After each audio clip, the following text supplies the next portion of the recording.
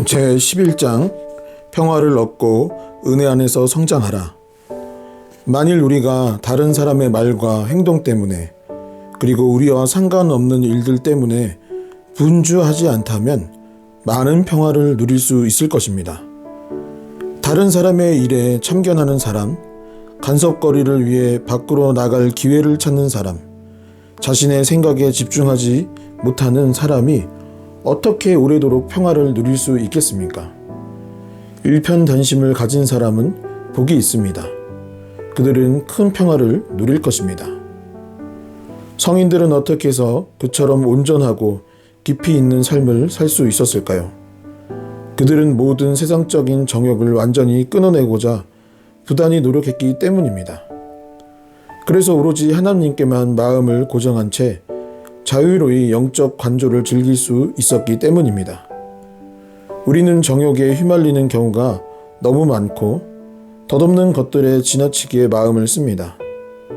또한 우리는 단 한 가지 악덕도 완전히 정복하지 못하고 날마다 성장하고픈 뜨거운 열망을 갖지도 않습니다. 그래서 차갑거나 미지근한 상태에 머물러 있는 것입니다. 자기 자신을 완전히 죽이고 자기 마음에 얽매이지 않으면 하나님께 속한 것을 맛볼 수 있을 것이고 그분이 주시는 풍성한 은혜를 누릴 수 있을 것입니다. 가장 큰 장애물, 아니 진정한 장애물은 아직도 정욕으로부터 벗어나지 못하는 것과 우리보다 먼저 성도들이 걸어갔던 완전에 이르는 길에 들어서가려고 애쓰지 않는 것입니다. 그리고 자그마한 역경을 만나기만 해도 너무 빨리 낙심하고 인간적인 위안을 찾는 것입니다. 우리가 전장의 용사처럼 담대하게 맞서서 싸운다면 하늘로부터 오는 도우심을 분명히 느끼게 될 것입니다. 우리에게 싸울 기회를 주신 분, 마침내 우리가 승리를 얻을 때까지 싸우게 하시는 분은 그분의 은혜를 신뢰하며 씩씩하게 싸우는 사람들을 언제든지 도와줄 준비를 하고 계시기 때문입니다. 신앙의 성장의 몇 가지 외적인 규율을 준수하는 데만 달려 있다고 생각하면 우리의 신앙심은 금방 바닥을 드러낼 것입니다. 이제 우리 모두 그 뿌리부터 잘라 버립시다. 그리하면 정욕에서 해방되어 영혼의 참된 안식을 찾을 수 있을 것입니다. 우리가 해마다 한 가지 악을 뿌리 뽑으면 조만간 온전한 사람이 될 것입니다. 그런데 우리는 정반대의 경우를 자주 목격합니다. 신앙 고백을 한 지 한참 지난 지금보다 회심했던 당시가 더 신실했다고 생각하는 경우입니다. 우리의 열정과 진보가 날마다 커져야 하는데도 지금은 맨 처음의 열심을 조금이라도 간직할 수 있다면 좋겠다 생각합니다. 조금만 더 나 자신을 훈련시키면 나중에는 쉽게 그리고 기쁘게 모든 일을 수행할 수 있을 것입니다. 익숙해져 있는 것을 멈추는 것은 어려운 일입니다. 하지만 우리 의지를 거슬러 행동하는 것은 더 어려운 일입니다. 그런데 작고 쉬운 문제도 극복하지 못한다면 그보다 더 어려운 문제를 어떻게 극복할 수 있겠습니까? 처음부터 충동적인 마음에 저항하고 악한 습관을 벗어 버리십시오. 그렇지 않으면 조금씩 더 큰 어려움에 빠져들지 않을까 두렵습니다.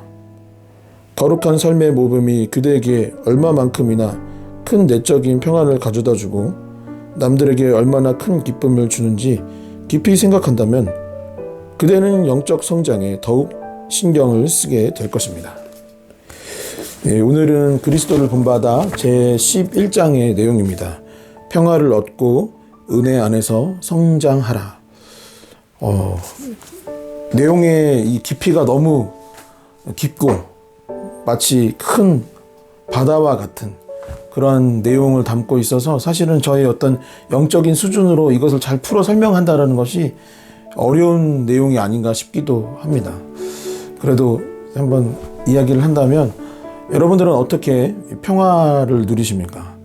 그리고 지금 신앙생활을 하는 가운데 마음의 평안을 누리고 계신가요? 이 많은 사람들이 외적인 것들에 관심을 갖습니다. 외모에 관심을 갖기도 하고 사람들이 나를 어떻게 보는지 관심 갖기도 하고, 또 나에 대한 외적인 것뿐만 아니라 우리 역시 누군가의 외적인 것들을 바라보고, 또한 세상 돌아가는 것들의 어떤 외면들을 바라봅니다. 하나님보다는 다른 것들을 많이 바라보는 것이죠. 그러다 보면 어떻게 될까요?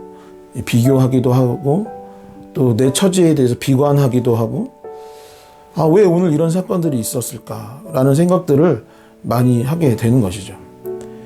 우리가 성경에서 너무나 유명한 왕이 있죠. 다윗이 있는데, 다윗이 자신의 삶과 삶의 여정들을 본다면 그 역시 평화를 누릴 수 없었을 것입니다. 젊은 날 어렸을 때는 이제 양을 치는 목동이었고, 양을 치는 가운데 짐승들과 싸워야 하기도 했죠. 그리고 다른 형제들에 비해서는 왜소하기도 하고, 또 뭔가 조금 가족 안에서 좀 밀리는 면이 있었습니다. 또 그리고 나서 전쟁터에 나가서 싸움을 해야 했었고, 또 사울의 미움을 받아야 했었고, 도망을 다니는 도망자의 삶을 오랜 시간 갖기도 하였고, 왕이 된 이후에도 압살롬의 문제라든가 또한 여러 문제들이 그의 삶 가운데 계속해서 반복하여 있었죠. 그런데 우리는 그 유명한 시편 23편의 말씀을 잘 알고 있습니다. 그가 어려움과 고난 중에 무엇이라고 했습니까? 여호와는 나의 목자시니 내게 부족함이 없으리로다. 상황과 환경을 본다면 평화가 없지만, 남과 나를 비교한다면 내가 평화를 누릴 수 없지만, 그는 하나님께 집중함으로 말미암아 그분의 말씀과 그분께서 나의 삶 가운데 약속하신 그 약속들을 기억함으로 말미암아 평화를 누릴 수 있었습니다.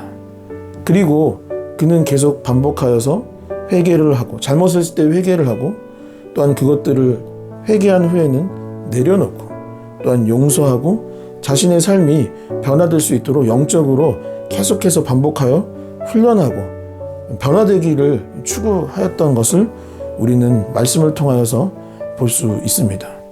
오늘 이 본문의 내용을 보면서 저는 방금 말씀드렸던 다윗이 생각이 났습니다. 어려운 환경 속에서도 하나님께 집중함으로 여호와는 나의 목자시니 내게 부족함이 없으리로다. 예수 그리스도를 바라볼 때, 하나님 아버지를 바라볼 때, 성령 하나님과 동행할 때 우리는 평화를 누리게 되고, 외적인 것들에 관심을 내려놓고 내면에 더욱더 귀를 기울이고 말씀에 귀를 기울인다면 평화를 얻게 될 것이고, 영적으로 성장하는 가운데 그 말씀에 순응하며 죄악들을 벗어버리고 세상적인 욕심들을 내려놓고 점점 진보해 나간다면 우리가 더욱더 성화되어지고 거룩하여진 삶을 살아서 결국 그리스도의 모습을 본받아 온전한 삶으로 이어지게 될 줄 믿습니다. 오늘도 주님과 동행하는 멋진 하루 되시기를 간절히 소망합니다. 기도하시겠습니다. 언제나 사랑과 은혜가 많으신 주님 감사합니다. 아버지, 오늘도 이 아침을 시작할 수 있도록 인도하여 주시고 함께 그리스도를 본받아를 나눌 수 있도록 인도해 주셔서 감사합니다. 아버지, 어수선한 이 세상 가운데 집중하기보다는, 또한 세상적인 정욕에 집중하기보다는 다윗과 같이 하나님의 약속, 하나님께서 인도하여 주심, 하나님께서 동행하여 주심에 귀를 기울일 수 있도록 인도하여 주시옵시고, 세상적인 것을 내려놓고 더욱더 연단되어지고 삶의 잘못된 것들을 하루하루 내려놓는 훈련으로 말미암아 더욱더 경건하고 정결하며 거룩한 삶을 살아감으로 말미암아 참된 평화를 얻고 또한 영적으로 성장할 수 있는 우리가 되게 하여 주시옵소서.